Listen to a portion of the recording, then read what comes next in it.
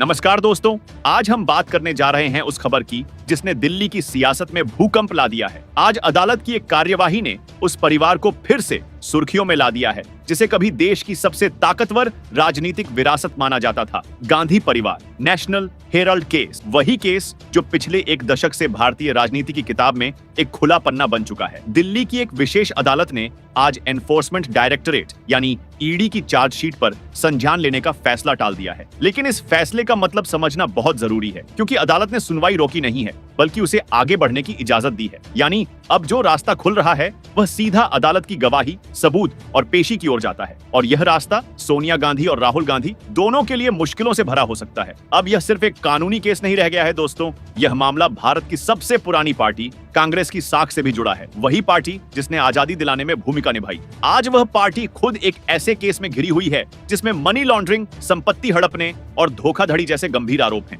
ED की तरफ से जो चार्जशीट दायर की गई है उसमें साफ कहा गया है कि यंग इंडियन नाम की एक कंपनी के जरिए नेशनल हेराल्ड अखबार की संपत्तियों को गलत तरीके से अपने कब्जे में लिया। कहा गया कि करोड़ों रुपए की प्रॉपर्टीज जो एक अखबार की थी वो धीरे धीरे कुछ चुनिंदा लोगों की प्राइवेट कंपनी में पहुंच गई। ईडी का दावा है कि यह सब कुछ कांग्रेस पार्टी के फंड से हुआ और यह वही फंड था जो आम जनता के भरोसे से बना था। अब अदालत की नजर इस चार्जशीट पर है और अगर अदालत ने इस पर संज्ञान लिया तो राहुल गांधी और सोनिया गांधी को पेश होना पड़ेगा। यानी अब सिर्फ राजनीति नहीं, अदालत की चौखट भी इनके सामने है। दोस्तों, अब बात करते हैं इस केस के उस हिस्से की जिसने गांधी परिवार की नींदें उड़ा दी हैं। ईडी यानी एनफोर्समेंट डायरेक्टरेट, जो देश के आर्थिक अपराधों की जांच करने वाली सबसे ताकतवर एजेंसी है, उसने इस मामले में जो दस्तावेज अदालत के सामने रखे हैं वह कांग्रेस पार्टी के लिए किसी झटके से कम नहीं है। ईडी का दावा है कि राहुल गांधी और सोनिया गांधी ने यंग इंडियन नाम की कंपनी बनाकर नेशनल हेराल्ड की संपत्तियों को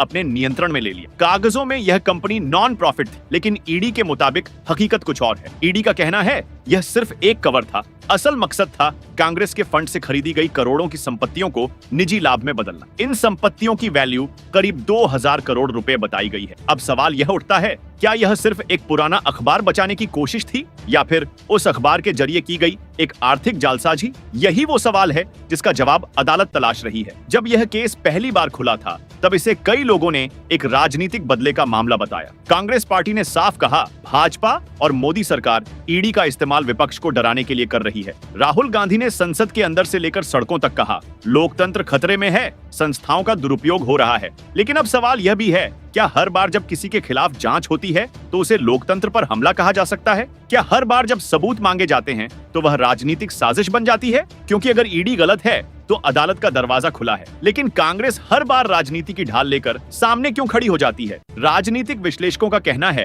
कांग्रेस की यह रणनीति नई नहीं है। जब भी कोई केस या जांच पार्टी के शीर्ष नेताओं तक पहुंचती है तो पार्टी तुरंत विक्टिम कार्ड खेल देती। पहले कहा गया कि राहुल गांधी की संसद सदस्यता छीनी गई, अब कहा जा रहा है कि उन्हें जेल भेजने की साजिश हो रही है। लेकिन सवाल ये है, अगर सब कुछ साफ है तो अदालत में जवाब देने से डर कैसा? ईडी के सूत्रों के मुताबिक जांच अब उस चरण में है जहां फाइलें नहीं बल्कि गवाह और सबूत बोलेंगे। ईडी ने अप्रैल 2025 में चार्जशीट दाखिल की थी और तब से लगातार गांधी परिवार की संपत्तियों से जुड़े दस्तावेज जुटाए जा रहे हैं। यह भी बताया गया है कि दिल्ली और मुंबई में कई प्रॉपर्टीज की जांच जारी है। कुछ संपत्तियों पर अस्थायी अटैचमेंट भी किया जा चुका है। अब अदालत ने जो संकेत दिए हैं वह साफ बताते हैं कि हाई कोर्ट का स्टे हटने के बाद मामला ट्रायल स्टेज में जा सकता है। और ट्रायल का मतलब है पेशी, पूछताछ और सबूतों की गवाही। राजनीति में यह सब कुछ चुनावी मौसम से ठीक पहले हो रहा है। 2027 के चुनाव में राहुल गांधी विपक्ष के चेहरे के रूप में सामने हैं। ऐसे में अगर यह केस कोर्ट में ट्रायल तक पहुंचता है तो यह सिर्फ कानूनी नहीं बल्कि राजनीतिक जमीन को भी हिला देगा, क्योंकि जनता के बीच अब यह सवाल खुलकर उठने लगा है, क्या कांग्रेस वाकई भ्रष्टाचार के बोझ से दब चुकी है?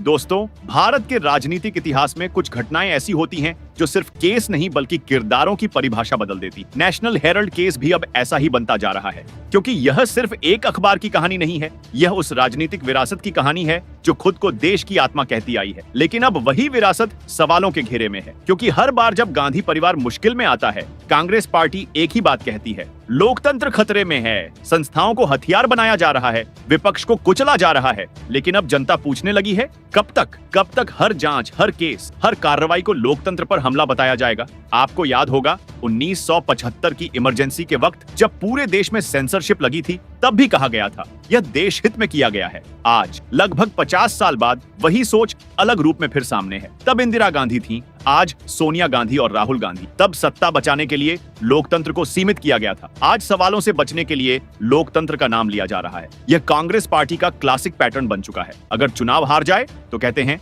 ईवीएम खराब है, अगर कोर्ट का फैसला खिलाफ आए तो कहते हैं न्यायपालिका पर दबाव है, अगर जांच एजेंसी कोई सबूत पेश कर दे सत्तारूढ़ पार्टी बदले की भावना से काम कर रही, और अगर मीडिया सवाल पूछ ले प्रेस की आजादी खत्म हो गई। लेकिन जनता अब पहले जैसी नहीं रही दोस्तों। देश का मतदाता अब सब समझता है। वह जानता है कि अदालत के फैसले सड़कों पर नहीं सबूतों पर होते हैं। वह जानता है कि एजेंसियां टीवी बहसों पर नहीं कागजों और अकाउंट बुक्स के सहारे केस बनाती है। राहुल गांधी को आज भारत जोड़ो यात्रा का चेहरा बताया जाता है, लेकिन अदालत में अब उन्हें अपने वित्तीय लेन देन का चेहरा भी दिखाना होगा। यह वही नेता हैं जो भ्रष्टाचार के खिलाफ भाषण देते हैं, लेकिन अब वही सवाल उनसे पूछा जा रहा है, क्या अपने घर को उन्होंने पूरी तरह साफ रखा है? कांग्रेस पार्टी के भीतर भी अब खामोशी है। जो नेता कभी गांधी परिवार की हर बात पर तालियां बजाते थे, अब वे या तो मीडिया से दूरी बना रहे हैं या फिर बहुत सावधानी से शब्द चुन रहे हैं, क्योंकि उन्हें भी पता है यह मामला छोटा नहीं है। यह किसी राजनीतिक बयानबाजी से नहीं बल्कि अदालत के सबूतों से तय होगा। और दोस्तों, यही कारण है कि इस पूरे विवाद ने गांधी परिवार की राजनीतिक साख पर गहरा असर डाला है। जो राहुल गांधी खुद को युवाओं की आवाज कहते हैं, अब उन्हें अदालत में एक आरोपी के रूप में पेश होना पड़ सकता है, और यह इमेज पॉलिटिक्स में बहुत बड़ा फर्क लाती है। दोस्तों, अब नेशनल हेराल्ड केस एक ऐसे मोड़ पर पहुंच गया है जहां से लौटना शायद अब कांग्रेस के लिए आसान नहीं होगा। दिल्ली की अदालत ने फिलहाल चार्जशीट पर संज्ञान लेने का फैसला टाल दिया है, लेकिन दिशा साफ है। मामला अब ट्रायल की ओर बढ़ रहा है, जहां सबूत, गवाह और दस्तावेज बोलेंगे। ईडी का दावा है कि यंग इंडियन नाम की कंपनी के जरिए गांधी परिवार ने नेशनल हेराल्ड की संपत्तियों पर कब्जा की, जबकि कांग्रेस इसे राजनीतिक साजिश बता रही है। लेकिन देश की जनता अब यह सब सुन सुनकर थक चुकी है। हर बार एक ही राग, लोकतंत्र खतरे में है, संविधान पर हमला, ईडी भाजपा की एजेंसी। सवाल है, क्या हर जांच को राजनीतिक बदला कहा जाएगा? क्या गांधी परिवार कानून से ऊपर है? अगर अदालत ने चार्जशीट पर संज्ञान ले लिया तो राहुल गांधी और सोनिया गांधी को कोर्ट में पेश होना ही पड़ेगा। यह सिर्फ एक केस नहीं रहेगा, बल्कि कांग्रेस की साख और भविष्य दोनों का इम्तिहान बन जाएगा। तो अब देखना यह है, गांधी परिवार अदालत में सच्चाई साबित करता है या कानून की कसौटी पर उनकी राजनीतिक विरासत दरक जाती है। क्योंकि इस बार सवाल सिर्फ राहुल या सोनिया का नहीं, यह सवाल है, क्या भारत में सचमुच कोई व्यक्ति कानून से बड़ा नहीं है? Subscribe now and press the bell icon. Never miss an update.